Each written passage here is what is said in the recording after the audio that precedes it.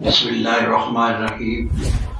الدین نصیحۃ، دین جو ہے وہ خیر خواہی کا نام ہے، یعنی دوسرے کے بارے میں اچھا سوچنا، بھلا سوچنا، برا نہ سوچنا۔ نبی پاک صلی اللہ علیہ وسلم نے ارشاد فرمایا ہے کہ جو تم اپنے لیے سوچتے ہو وہ دوسرے کے لیے بھی اسی طرح سوچو، جو تم اپنی خیر خواہی چاہتے ہو تو دوسرے کے لیے بھی تم خیر خواہی چاہو۔ اسی طرح ایک واقعہ ہے، یونس بن عبید رضی اللہ تعالیٰ عنہ، انہوں نے کپڑے کی دکان بنائی ہوئی تھی تو وہ کپڑا بیچتے تھے۔ ایک دفعہ ایسا ہوا کہ نماز کا ٹائم ہوا تو وہ اپنے بھتیجے کو ادھر بٹھا کر چلے گئے دکان پر، اور جب نماز پڑھ کر واپس آ رہے تھے تو ایک کپڑا خریدار جو تھا وہ واپس جا رہا تھا دکان سے کپڑا خرید کر، انہوں نے دیکھ لیا کہ یہ کپڑا تو میری دکان سے آیا ہے۔ اس نے اس سے پوچھا کہ یہ کپڑا آپ نے کتنے خریدا ہے؟ تو انہوں نے کہا جی میں نے تو یہ کپڑا 400 روپے کا خریدا ہے۔ انہوں نے کہا نہیں یہ کپڑا تو ہے یہ صرف 200 روپے کا ہے، اس سے زیادہ تو نہیں ہے۔ اس نے کہا جی مجھے پسند ہے اس لیے میں اس کو خرید لیا ہے۔ وہ آپ واپس لے گئے، کہتے چلو میرے ساتھ دکان پر۔ جب واپس گئے دکان پر بھتیجے سے پوچھا کہ آپ نے اس کو کپڑا اتنے کا کیوں دیا ہے؟ اس نے کہا جی راضی ہو گیا تھا اس لیے میں نے دے دیا ہے۔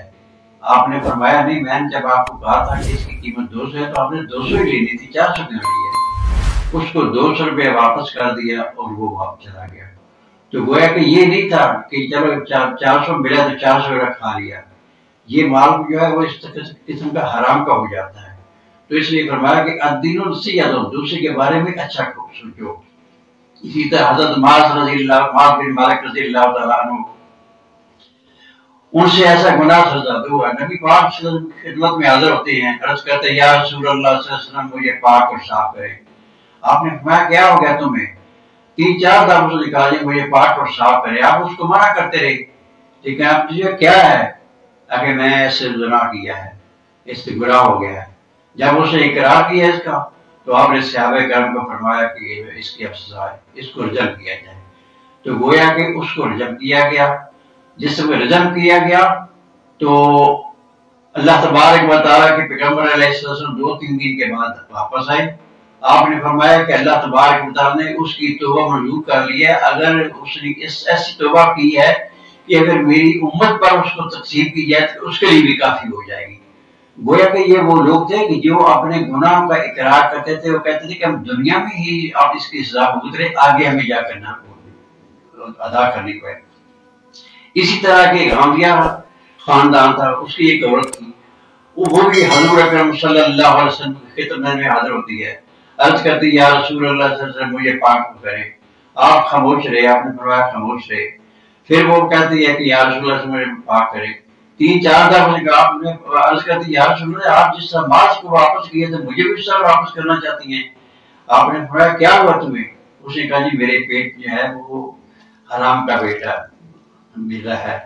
تو اس نے جب اقرار کر لیا حضور اکرم صلی اللہ علیہ وسلم کے سامنے تو آپ نے فرمایا کہ اس کو جو ہے زمین کے اندر گاڑ دو۔ گویا کہ صحابہ کرام نے اس کو زمین کے اندر گاڑ دیا اور اس کو پتھر مارے گئے، پتھر مار کے اس کو جو ہے وہ ختم کیا گیا۔ تو اللہ تبارک و تعالیٰ کے پیغمبر نے فرمایا کہ اللہ تبارک و تعالیٰ نے اس کی توبہ منظور کر دی ہے، اگر کسی دلال نے بھی اس طرح کے گناہ کیا ہوتی تو اللہ تعالیٰ اس کی بھی توبہ منظور کر دیتے۔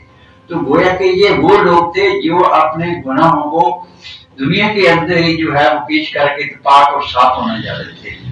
اس لیے اللہ تبارک و تعالیٰ ہمیں بھی اسی طرح عمل کرنے کی توفیق ہے، دوسرے کے بارے میں اچھا سوچنے کی توفیق عطا فرمائے، اور اللہ تعالیٰ جو ہے وہ انسانوں کو انسان بننے کی توفیق عطا فرمائے۔ انسان کا مطلب یہ ہوتا ہے کہ انسان دوسرے کے بارے میں اچھا سوچے، برا نہ سوچے۔ اللہ تعالیٰ ہمیں صحیح عمل کرنے کی توفیق عطا فرمائے۔